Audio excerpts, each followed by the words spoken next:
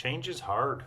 It's it's amazing the context, the environment that we're in, keeps us very often efficiently moving through the grooves of our lives.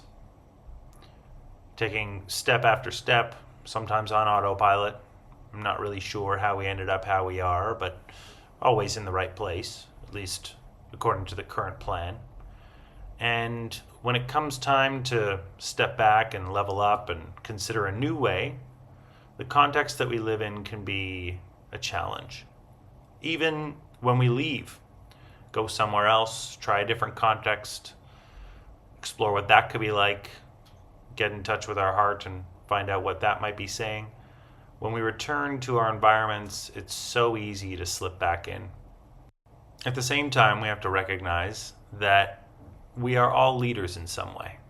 We all have a way of influencing people around us, whether in our small groups or perhaps in larger ways. But leadership and that idea of influence is a challenge, and it is a responsibility that we understand we have to kind of rise to. So looking at Parshat Tetzaveh, we see this recognized right out of the gate. V'ata Tetzaveh. Could have said Tzav. But the Parsha starts off by helping us recognize that this idea of us making any statement is something that can create an influence. V'ata tetzaveh, and you shall make commands. This is about us understanding that we can shape our reality. And yet, moments later, it tells us what that change actually is like.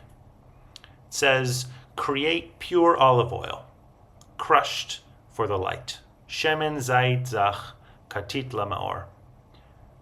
Crushed for light.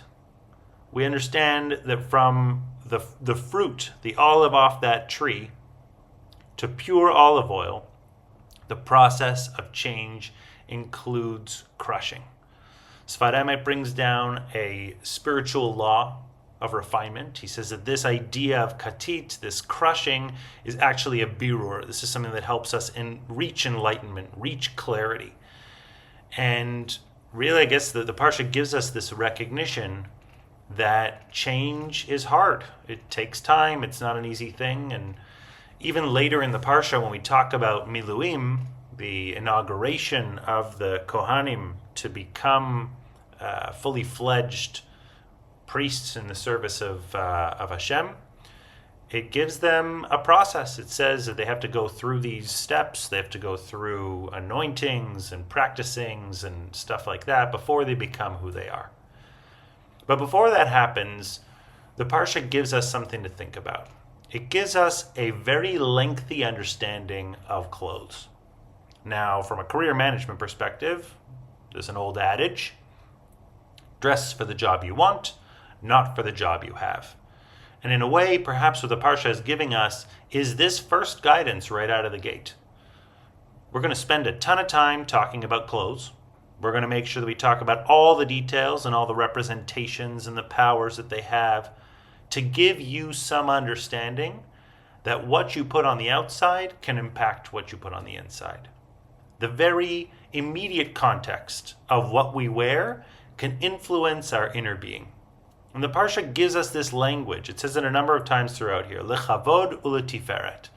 So there's an obvious way to understand this. Yes, it's talking about honoring God, and we dress in this way when we serve Him, or the Kohanim do at least. But on the flip side, there's also a way to understand this as each person understanding that their immediate context can influence their inner side.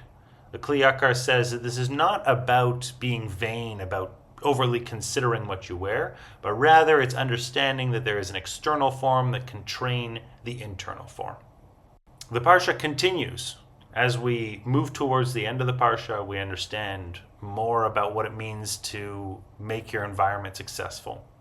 The whole idea of priesthood is informing us of a kind of practice that is about a rigorous, repetitive almost approach to maintaining our relationship with God.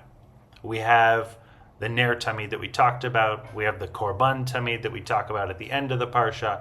Each one of these things either recurring or constantly occurring.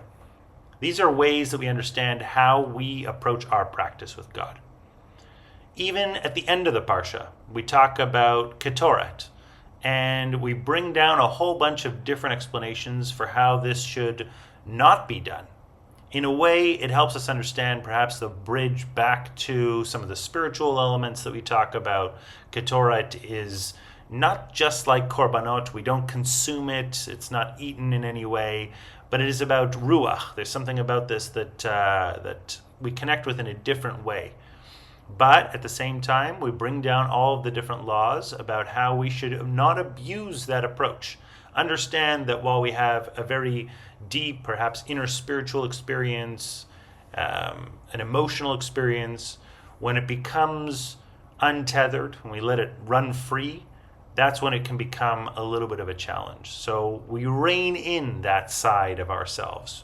We understand that just following our emotions can take us out of where we need to be. But I think this bridge of Ketoret actually helps us understand that we have to be in touch with our heart. We can't be purely dogmatic and just bring korbanot twice a day and call it a day. And at the same time, we also have to make sure that we don't become overly emotional and purely emotional without any discipline. So the Parsha gives us some guidance already about what it is to understand the importance and the responsibility that we have as part of our context, and the understanding that our context has so much of an influence recursively on us as we try and grow and change.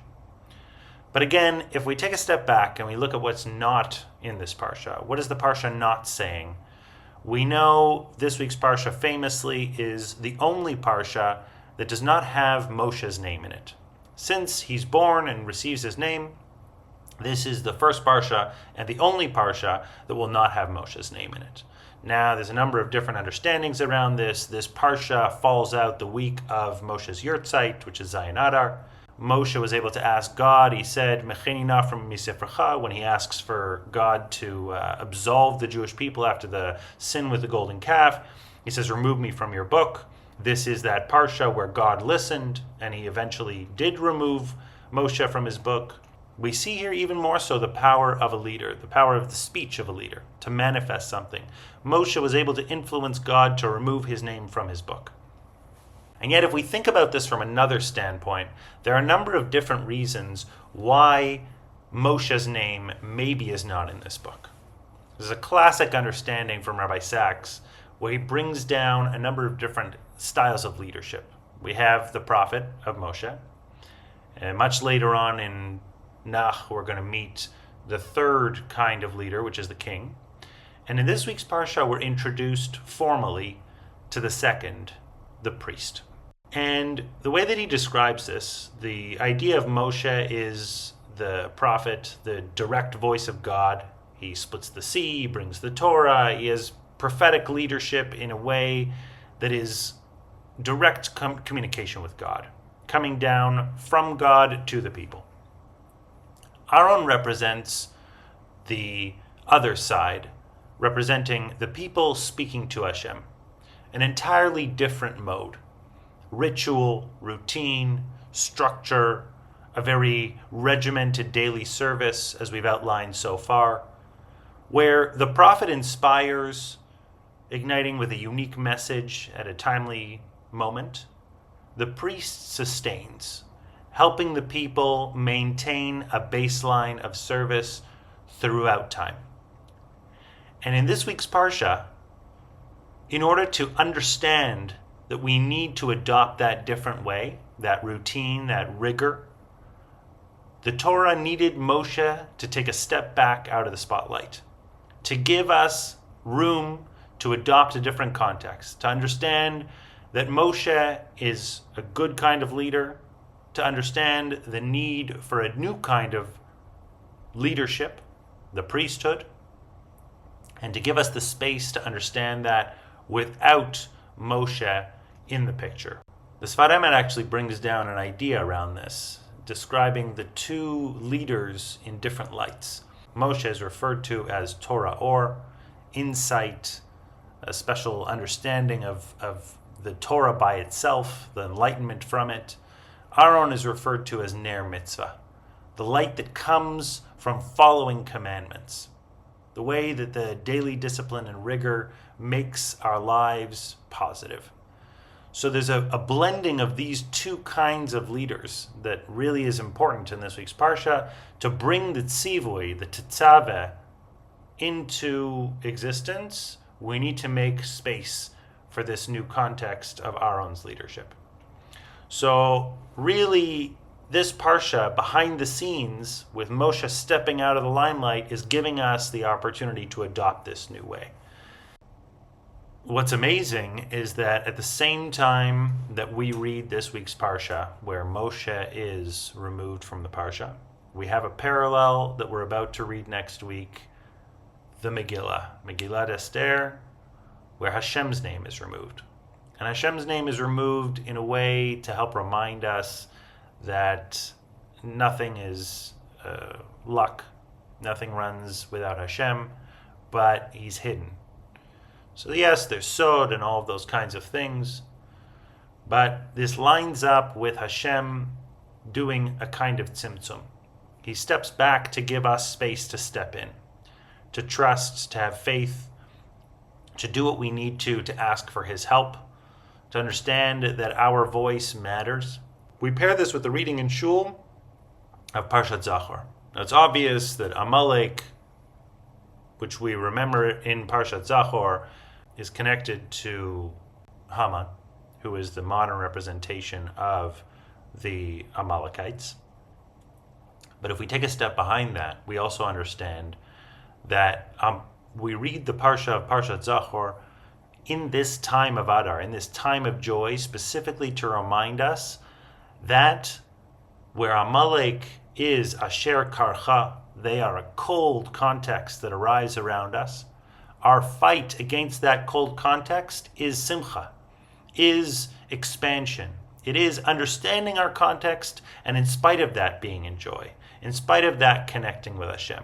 The reason why Hashem is not written in the Megillah is to remind us to adopt that stance, to understand that our context may not be what we want all the time, but we step into that light anyway. And perhaps that's the invitation that we have this week, is to understand our power, the power that we can command in this world, to understand that change is not easy, but that we can influence it by taking rigor and practice and making things disciplined, but still connecting with our heart, understanding that context can be both an enabler and a challenger, and understanding that when we feel the cold is perhaps the most important time to connect with our hearts and feel the warmth and be simcha and put that warmth out into the world. So with that in mind, Timcha Zecher Amalek, Freilichen Purim, and a good Shabbos. Abi gesinnt. If that inspires any thoughts, I'd love to hear them from you.